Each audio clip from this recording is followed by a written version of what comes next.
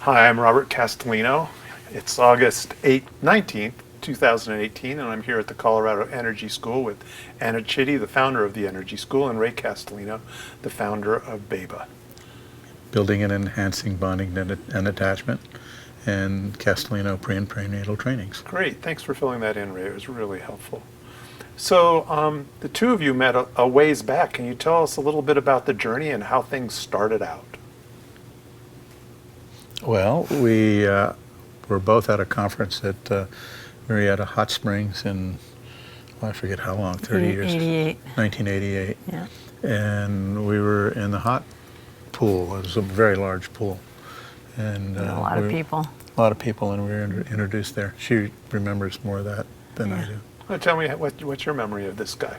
And well, I remember I knew something about you, Yeah. so I recognized you. So we just got talking, and there was a resonance there. And then later, what I'm remembering is I took a training, and you were the assistant at the training, and we started rollerblading at lunch. That's right, at lunch. And that's when we really connected. Yeah. Okay. And Anna was a junior champion in pairs ice skating.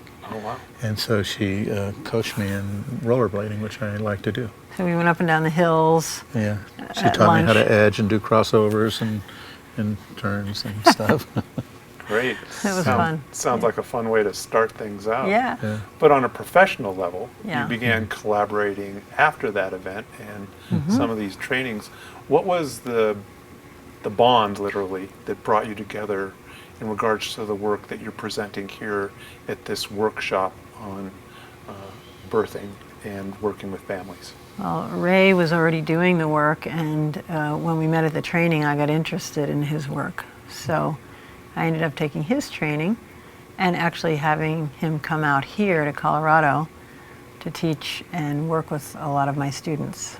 So that's, yeah. So I've literally been coming out here and staying with John and Anna in their home, and I've watched their kids grow up, and so I've, in a way, become part of their family. I'm an honorary uncle. Uncle. Yeah. Uncle Ray. Oh, wonderful. You filmed our daughter's dance performance, and yeah. Yeah. And now your daughter has a child? Now or- she has a baby, and Ray's been helpful Yeah. with them. Yeah, I gave Liz, her daughter, a voice lesson when she was, I think, 8 or 10 years old. Yeah. You know, He's things part like of that. the family. Great connection.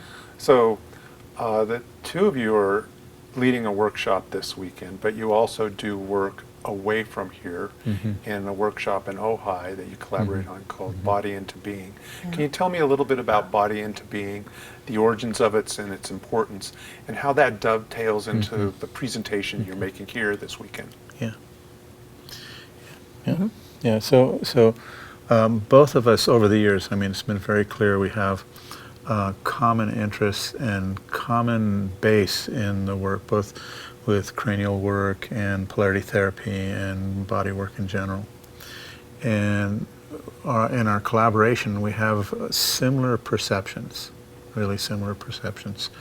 And we're really interested in supporting people to anchor in themselves, in their own bodies, and to discover the rhythms that actually are governing themselves. And so we work with people that are practitioners of body work, pre and perinatal work, sometimes psychologists and so on. But Body into Being came about because we've been playing off each other so well in our discussions. When I would come out here, I would get feedback from Anna about what I was doing, and she would take like a session that I did, and we'd look at it on video, and she would give me feedback on what I was doing that really enhanced my work a lot and really helped me understand my work and perceive the skills I was using to do the work with babies, families, and grown people. Yeah. So that's been a huge benefit for me. Plus, you know, we've been mutually supporting each other, like as colleagues. And so if, you know, for over years, if I get into into some place where I feel I need some support and I need some reflection, I can call Anna up and do like supervision work with her. Yeah. Yeah. Same. I do the same. I can call him for supervision and Right, it's a great team effort that you two have created. You talk about second line of support all the time, and it looks like you've created for one another and share it with your students who are practitioners. That's right. yeah. Yeah, it's a beautiful thing to experience and witness, and also to see unfold and learn about. Can I say a little bit more about the Body into Being course? Please tell us. So the Body into Being course, for me, I wanted to put a course together that has in it a polarity therapy paradigm base. So it's an energetically based course that incorporates all the basic bodywork skills that I want to see practitioners who do pre and perinatal work have. I want to see the practitioners have the skills that we teach in that course. And Anna has an extraordinary emphasis on what is the blueprint, what is the sensation of our primary energy that comes into us, that's unfettered, that it's not compromised or changed by life experience or trauma or anything like that. And so in our collaboration, she's really been emphasizing the blueprint, what we call the blueprint energy, way more than like the imprints. And I was already kind of doing that, but her feedback just like made that like awake and alive, and has influenced my work quite a lot. Cool. So tell me a little bit about your notions of the blueprint and the importance of that in comparison to focusing on imprints and the difference. Well, the blueprint is our innate intelligence, and it's the place that's never distorted, but we're not always in contact with it. So we have imprints that over time cover over our connection to the blueprint. And imprints are our wounds, are places where we didn't get to integrate things that happened, and we hold those as shapes in the body. And the blueprint is always available. It's untarnished, and it's always it's readily available if we know how to look for it and if we know the feeling of it.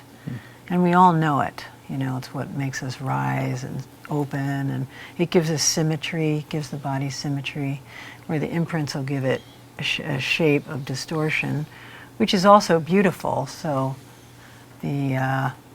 but the blueprint is the ordering principle, so it orders the system. And so if you can touch that while you hold the imprint, and you can feel the feelings of the imprint and the history and so forth, while you're in contact with that blueprint, it makes it digestible and actually will transform the imprint and release the energy from it so that you have more vitality and more life. You're not all bound up by the wounds of the past. Almost resilience. Yes, yes. It is resilient. It is and resilient. It brings Totally. more resilience through the body, where we may have damped it down so much we can't even feel it anymore. That's Can beautiful. I Please comment do. there? That this is not an idea. It's the skill of perceiving motion and perceiving our body expand and contract. It's just like the faster rhythms are our heartbeat and our intercostal diaphragmatic breath. Those are actually faster rhythms. But what we've learned how to do is track really, really, really slow rhythms. I haven't said it in this class that we're doing right now yet, but I tune myself to a rhythm that's a 5-minute cycle, like 2.5 minutes out and 2.5 minutes in. Wow. It's a very, very slow rhythm. Interesting. And Kind of like the tide.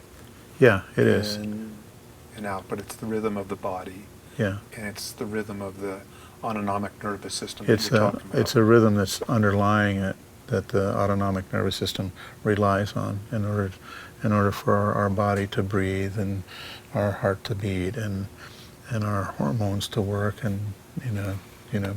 It's the basic rhythm that's actually in everything. So when we sit in that rhythm, it connects us.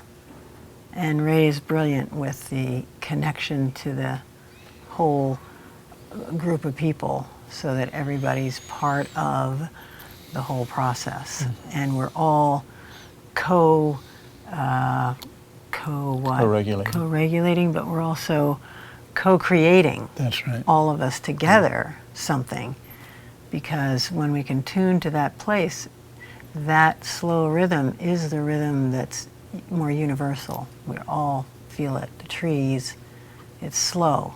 The flowers, us. Mm-hmm.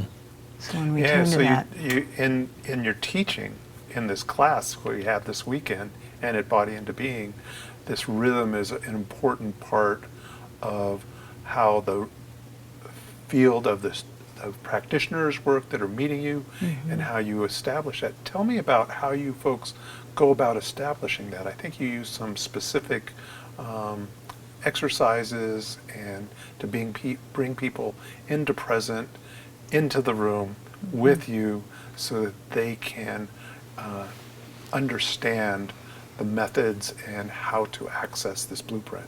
Can you tell me about that? Yeah. Yeah. You want me to go? Yeah. You can go. Sure. Yeah. All right. So, there's several layers and several steps. People come in from all different places. So we start out with some just basic sensing exercises. Simple as what's your butt feel like sitting on a chair or sitting on the floor? What surfaces are you leaning on? And we start with tracking ourselves. There's an exercise I use: Mother Earth, Father Sky, back, front, right, left, inside, outside. I just went through it rather quickly, but we slow down and just pay attention to that so that we can just acknowledge we've got a body and then sense into our own bodies individually. That's the first step. And the more we can center in ourself, the more we tune to that which is actually in everyone else. So normally you think of, you want to connect with others, you go out to meet them, but actually in this you learn to tune and stay in and allow things to come to you.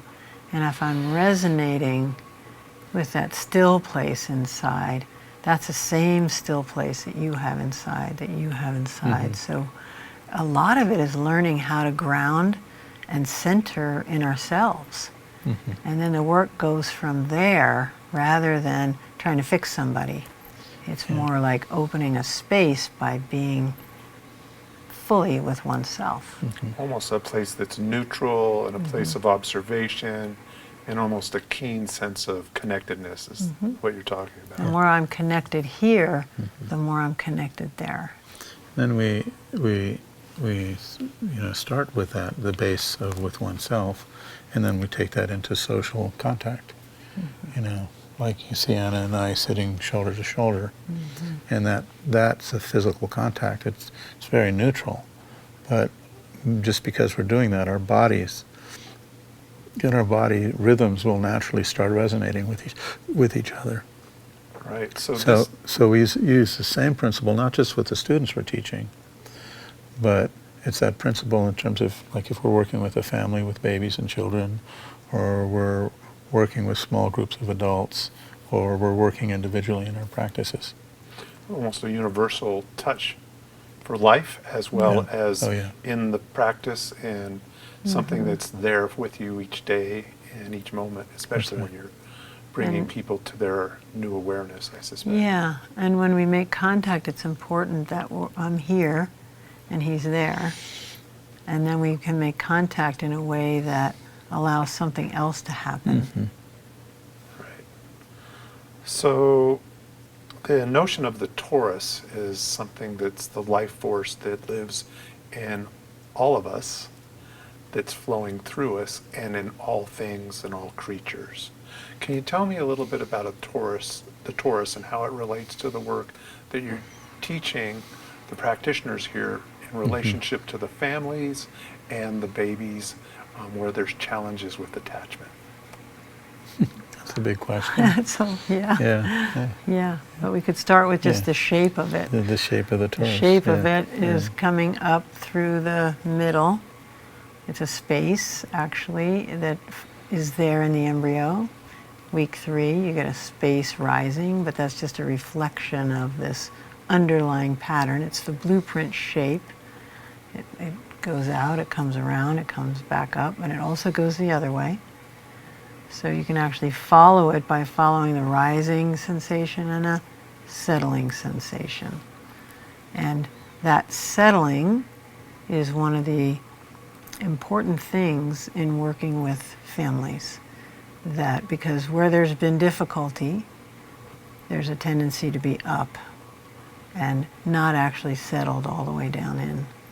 So when we settle all the way down in and we're in contact and we feel our center, then it's setting a template for a resonant field, a harmonically resonant field, which the children can relax in. Yeah, it seems like that's a real important part of the work. Something you were teaching this weekend in regards to a child that was having a problem attaching to the tit and latching on so that it could feed, and there's a tremendous amount of distress going on between the parents and that occurring. How do you see that kind of difficulty as something that is typical in your practice and what you're training the practitioners that are here for to prepare themselves to deal with? So I'd actually like to go back a little bit before I, tackle that question, because it's a really good question. Gladly. Our introduction to the torus actually came through Dr. Randolph Stone in polarity therapy, and it's a known shape that shows up in physics and everywhere in the universe. You can, if you get the movie Thrive, for example, and I think you can get it on YouTube or wherever. But if you look at that video, those people are looking at different aspects of how the torus exists. And before they made that movie, we were actually in perception, in the felt sense of that moving shape. And so our reference in our work is the sensations of that movement, both arising in us and going out and coming back, and settling in us and going out and coming back. It's the basic energetic shape of all phenomena in the universe. And it's certainly directly involved in human in human existence, not just for the human being, one single human being, but for groups of human beings, families like us sitting here.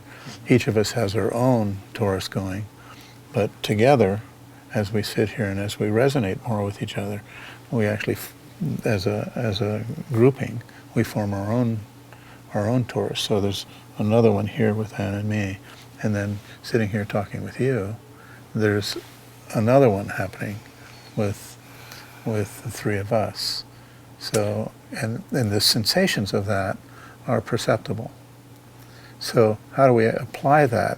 And the work that I do with families and so on is I actually pay attention to what is the feeling of the energy between people. Most practitioners are paying attention to what's going on with one individual or another individual, or maybe what's going on between them and the other individual. What I'm doing in my work with families and small groups is I'm actually looking at, feeling into, and sensing how that energy feels between the people. And as I work with them with a set of principles and ways of having connection, so that the social unit becomes more and more attuned as we work. Yeah, back to that specific situation, you were so supportive of Ray's walking through that session he had with his family that I was just speaking of. Anna, can you tell me about practically that skill that Ray demonstrated during that session applies to working with families for practitioners to understand. What some of the skills were that were Yeah, in some of there? the things that he was doing there. Okay. Yeah, I think there was setting an intention so that you know what the family's wanting, and you can get an intention from each of the mom and the dad. What are they wanting? The children will show the intention through how they move. And you're talking about infants. Yes, infants through how they move, or how they make sound, or what they do, and the intention is key because that organizes us towards the blueprint. It references the blueprint, what it is that we most want to see in that time period of the session. And then there's the time spent creating and working to bring about harmonic resonance, particularly with the parents, who often get separated because of the stress of having a baby, and they're one's with the baby and the other one's not, and then they switch off, but they don't actually connect with each other, that we can lose connection there. And so he's working in that particular session to help the parents start to connect with each other through eye contact and physical contact, with support from the practitioner, giving support, because often both parents are under-supported. And once that's established, there's a setting that can happen, and then the baby is able to feel safe enough and free enough of not having to hold anything for the parents, that they can actually tell their story, often after the parents tell their stories. And then the field will settle, and then the baby is freer to express their story and be heard. Which helps all of them come together to work towards the intention. Yes, And in the exactly. case that we were talking about was the baby coming to latch and to feed. Yes, the baby was not feeding and needed to, and it's the resonant field with the parents in mutual support and cooperation that brings the baby to be able to find their inner movement towards the breast, which in this case the baby was It's not almost able their to own find. independent movement, supported without being forced to move to. Is that correct? Yes. Yeah, babies, they're not going to sit up and say, "Here's my story." What they do is they show their story. They show their story through their movement, and what happens in the family work is, like, if a baby has experienced some trauma, or mom and baby experience trauma in the birth, it takes a while for them to come into resonance with each other. If you look at a birth where there's trauma in it, baby is separated from mom. Mom misses the first 2 hours of connection. She doesn't get the oxytocin feeling with her baby. She first sees her baby after that, and is just like not able to recognize her baby, because she's gone through so much and isn't able to just be relaxed and see her baby. There's so many expectations, and the baby doesn't feel seen by her. And what's happened in the course of that, because mom might have experienced a surgery, or through cesarean section birth or cesarean birth, what happens is the dad ends up coming in and getting that primary dose of oxytocin, and then they form an attachment, baby to father, and a bond, father to baby, and then the mother ends up outside the field. And then that's a sure recipe for postpartum depression. And it's one of the huge problems right now in our society. There's so much postpartum depression. And so what we do is we go in and we see that, and we work with the family so that each member can tell or show their story in a way that they're connecting. And in order for that to happen, the tempo has to slow down, and they actually have to hear each other tell or show the story. And when that occurs, a baby that's having challenges with latching and sucking, ends up choosing to go to the mother. It's like, I used a word like a baby's capable of choosing. It's like the baby gets access to the primary internal knowing that mothers and babies have. The knowing is already there. So from a practitioner point of view, what we're doing is we're being with the energy between them, seeing where the challenges are for them to connect, and then find our way to support them to connect so that the baby can find his or her way to the mom's breast and latch and suck. And they'll just do it. They will. As soon as the field is in a place that creates safety, and there's been some hearing of the stories of the parents, so that the child isn't carrying that story unconsciously or feeling the weight of it, then naturally they just follow the natural impulse, the natural sequence. And when that sequence is broken, then the mom and the baby won't have access to each other. They won't feel each other. They won't know how to meet each other. And it's very painful as a mom to feel out of the system and also feel like you can't find yourself and you can't quite feel your baby. It's so painful.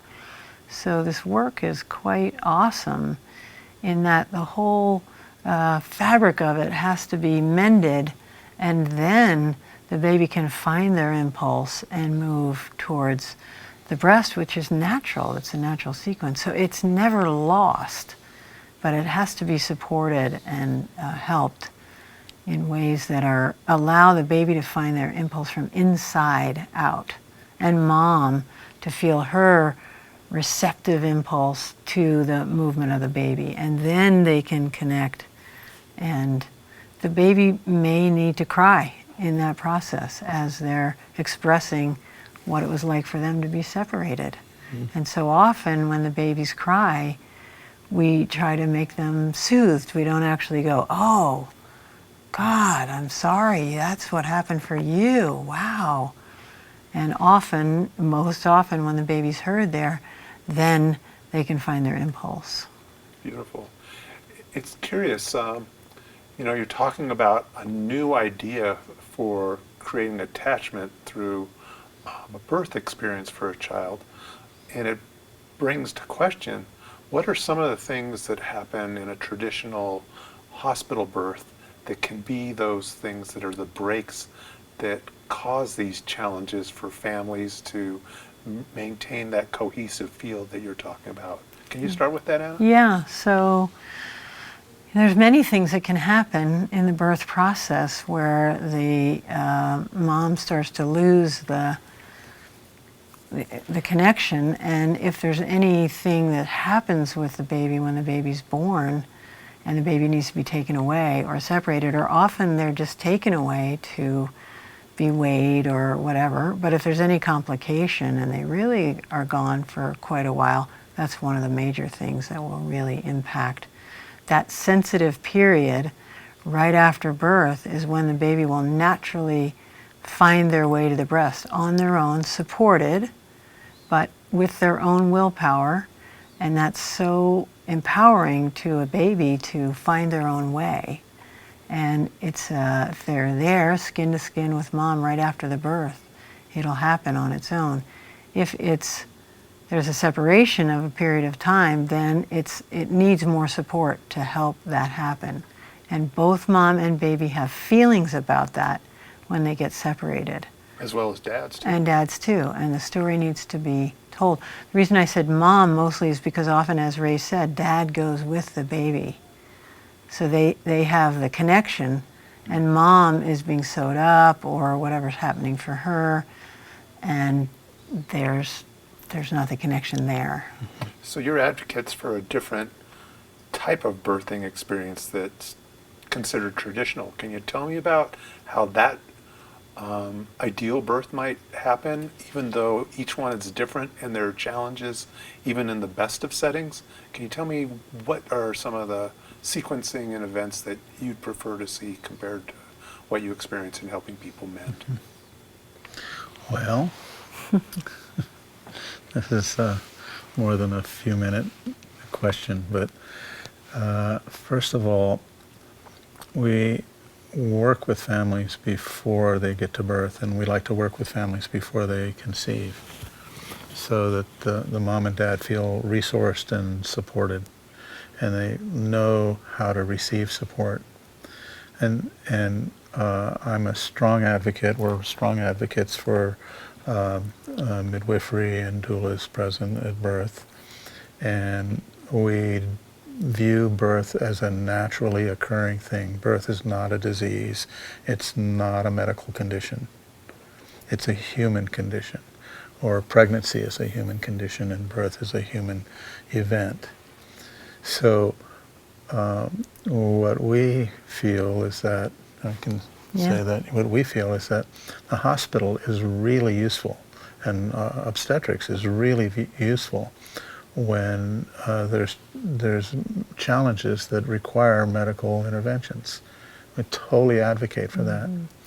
But most of the time, they're not necessary if the family has the kind of care where they actually learn to slow down in themselves, learn to listen to themselves, learn to tune into the primary energies of life, learn to move with those rhythms. And when that happens, a mother's body and a baby's body will naturally birth. Now, if there's challenges to that, then let's go to the hospital and do what's necessary for the baby to birth. Now, so we work, and I work a lot with the home birth community. I've supported home birth midwives for a long time, done a lot of work with the home birth midwife Mary Jackson in Ventura and Santa Barbara counties.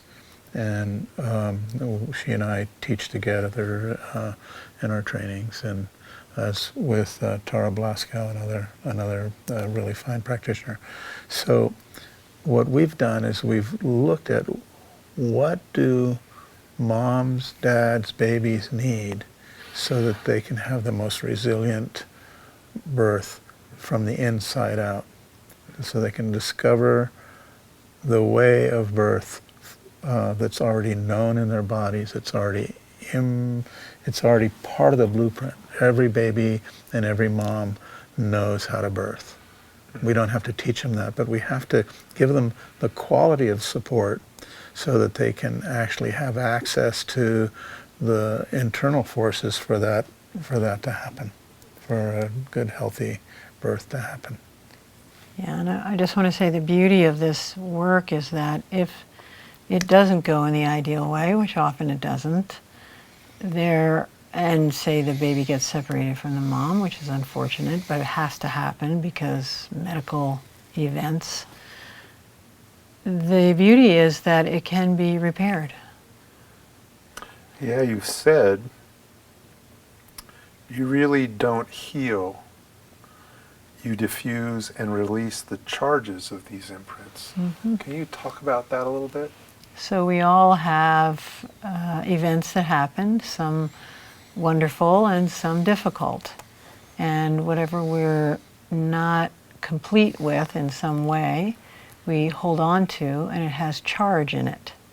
So maybe something happened, it was unfortunate, and it's got a lot of charge in it, and that will compound over time. If we can discharge the energy that's in the imprints, in the things that happen to us, the events, then they just become our story. It's just our story of what happened. But it's not compromising us in the same way as when it's really fully charged.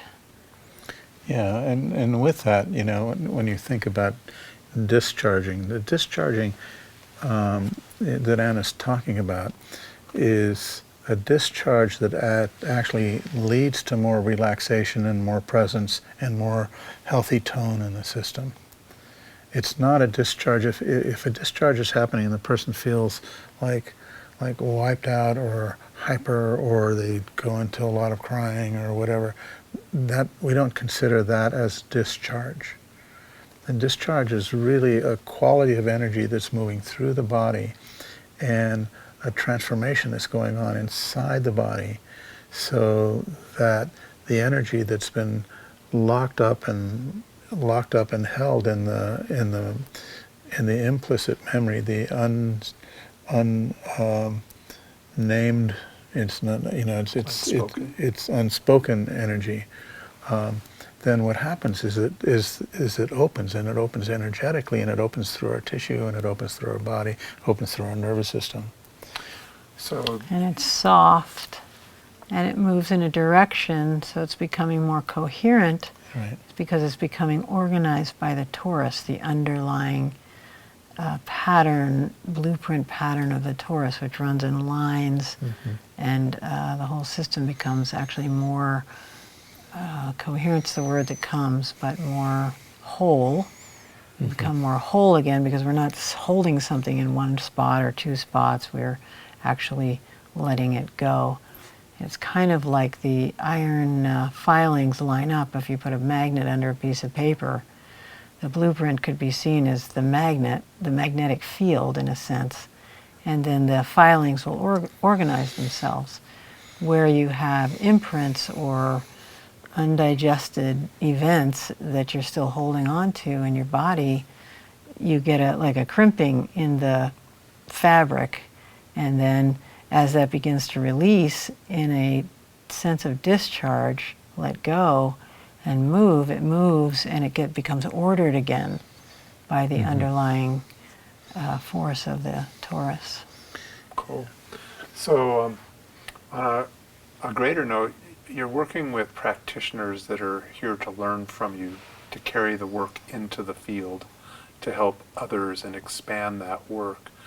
Your intentions, how did this intention develop between you to do work with practitioners and to move this out into the world? And what's your vision for it?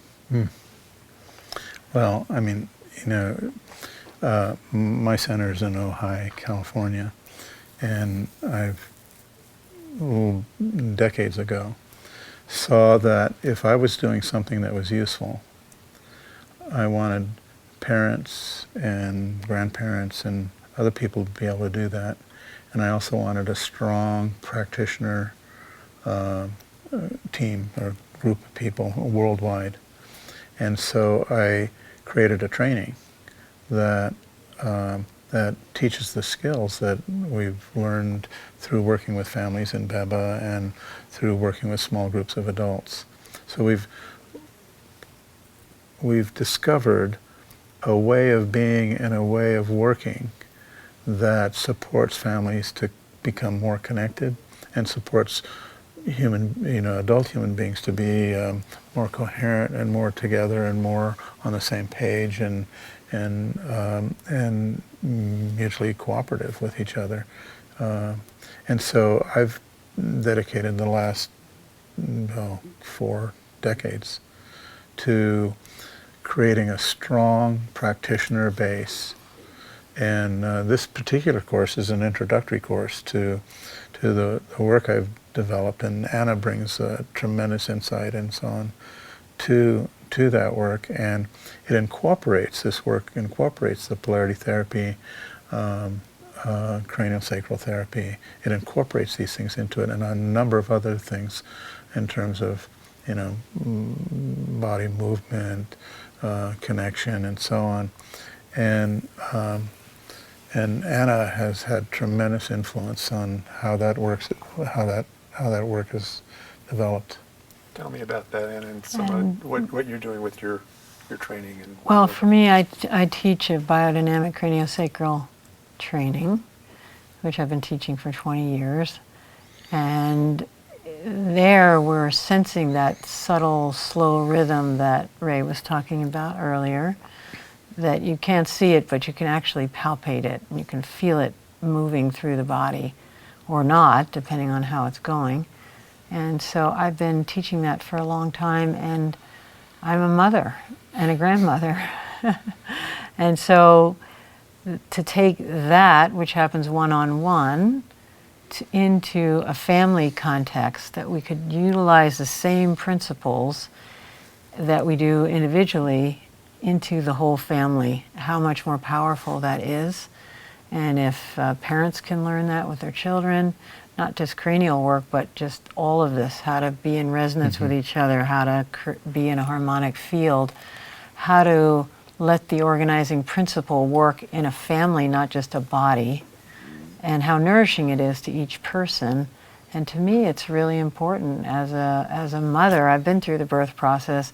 I had some things happen to me in the birth process that I regret, and that to find skills and ways to help others is very meaningful and important to me. And I feel like the fabric of our families is changing. And so something that can build and enhance that family, that can actually be a unit in the culture, so that there's more and more health. Biodynamic craniosacral therapy is about sensing the health in the body. And now we got the health in the family, and then the health in the society. And so it feels to me really, really important. And I am so dedicated to babies, and people understanding that babies are sentient. Their recorder is on. They understand. They know, they feel, they sense. They're more conscious in some ways than we are. You say the recorder is on, but I think you're also referring to the prenate before they're even out into the world as a child. Yes. And an infant. You're talking about from the moment of conception? Yes, even before. The conscious choice to be here. So to me, it's about consciousness and enhancing the human capacity, because if we have healthy systems, then that's support for each human being to be more fully their own potential, not individually, but through the support. So it's a very collaborative thing, and it's based on the understanding that babies are sentient. And if we talk to them as though they understand, they do understand. And if we see babies in that way, they grow up knowing who they are and not having to be so covered up with all those layers we talked about earlier. Everyone's going to have imprints, because that's part of life and that's part of our uniqueness, and that's beautiful that we do. And we don't have to carry the belief that that's who we are. If a child's been seen for their sentience from the beginning, they naturally orient to the blueprint and their essence. And that, which is what really secure attachment is, it means that then we can take the bumps and bruises of life without getting so overwhelmed that we actually lose our contact with who we really are. And with resilience. We take the bumps and bruises of life with resilience. Yes. And bounce back. Yeah. Yes, and connection. And keep going. Yeah. And we have the capacity to share and to be honorable to ourselves and to others. And that's really important. That's beautiful. I really appreciate your time this evening, both of you. Thank you for bringing us to an awareness about babies, their intelligence from conception forward, and what you're doing with the field, how you're working with practitioners within your own families, and how it's making an attempt to change lives in all people around the world. Thank you so much for your time. You're welcome. Thanks. Been a Take care. pleasure. Thank Yeah. you. Okay, you guys, great. Wasn't so painful, wasn't it? It was hard in the beginning. Yeah, but that's part of the deal. Yeah, it was like, yeah. Yeah, we just got to go through that once it starts rolling. Just open. Yep, Yeah. and that's the way it always is. And oftentimes, there's something in the beginning, but the juice starts to unfold. And it starts rolling, and you can't see it coming. You don't know what it is, but all of a sudden it's there. Thank you so much. Thank you. Changing shirts.